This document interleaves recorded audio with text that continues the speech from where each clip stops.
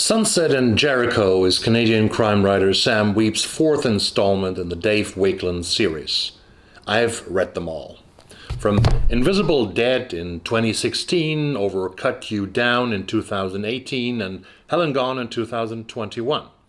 Dave Wakeland is an ex-cop like so many private eyes in crime fiction since the golden days of authors like Dashiell Hammett, Raymond, Chandler, and Ross Macdonald with their PIs Sam Spade, Philip Marlowe, and Lou Archer, which have been played by Humphrey Bogart, by Elliot Gould, and Paul Newman in the movies. The influence of these three authors has been enormous on crime fiction. The gritty realism in describing their time from the 1930s, 40s, 50s, and 60s, their creation of morally complex characters, and their focus on urban settings, primarily Los Angeles, has been iconic. Their heirs have been authors like James Ellroy, Michael Connelly, Walter Mosley, Lawrence Block, and Dennis Lehane. In Canada, Vancouverite Sam Wiebe followed in the footsteps, and he does it with grace and strength, and he certainly deserves a lot more readers.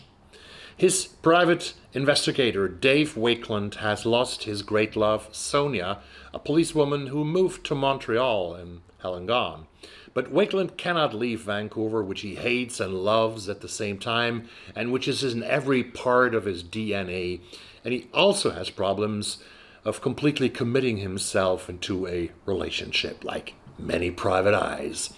When the mayor's brother in Vancouver disappears, she lets an assistant turn to the agency of Wakeland and Chan to find her brother. She's afraid that her brother, who has lived a colorful life, a sketchy life maybe, might have skeletons in the closet, and she doesn't want to let harmful information get into the public, into the media, to harm her own career. Soon her brother and another man are being found dead, unfortunately, and since Dave Wakeland is as stubborn as his predecessors, Marlowe and Archer, he will never give up, although his life will be at stake. It seems that Dave Wakeland is up against a cult-like group of activists that targets the very rich of Vancouver and is willing to kill to make Vancouver a better place.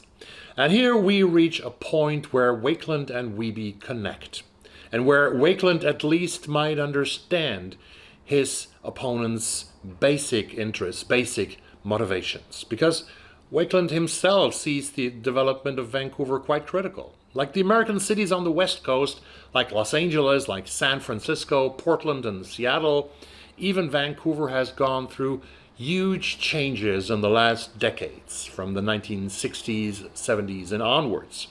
Downtown Vancouver has went through a lot of considerable changes, with a huge increase in high-rise residential and commercial buildings. Yes, it has. When I visited BC and Vancouver in, I think it was 2018, we stayed in a high-rise residential on Vaness Avenue in Joyce, Collingwood. Definitely not downtown in our case at the time, but an area with beautiful new buildings and expensive condos.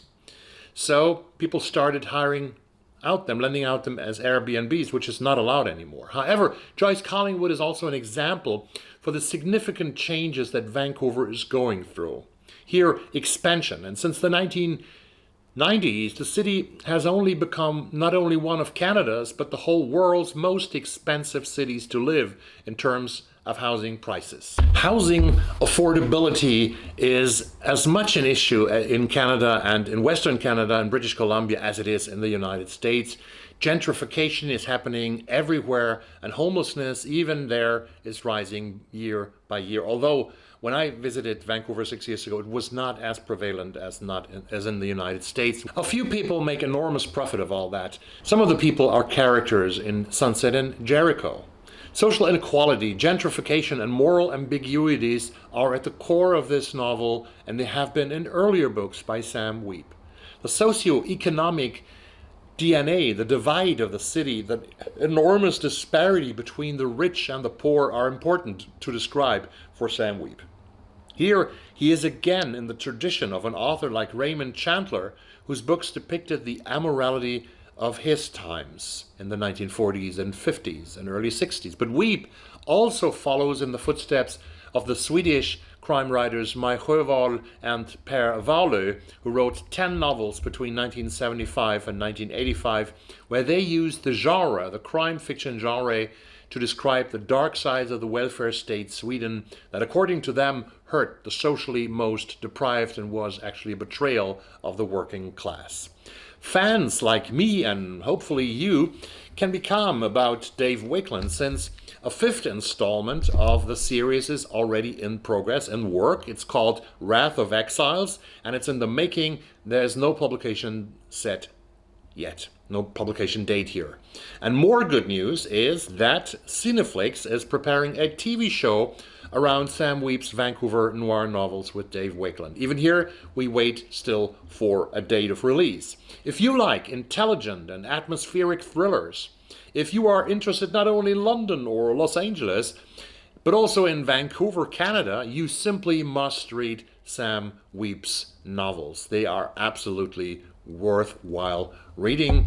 And this was all I had to say today in this video. I hope that I see you soon in another one on this channel. Please subscribe to the channel. Please slap me a like. That's very important for me to grow this channel a little bit more and to be able to do other stuff as well in the future.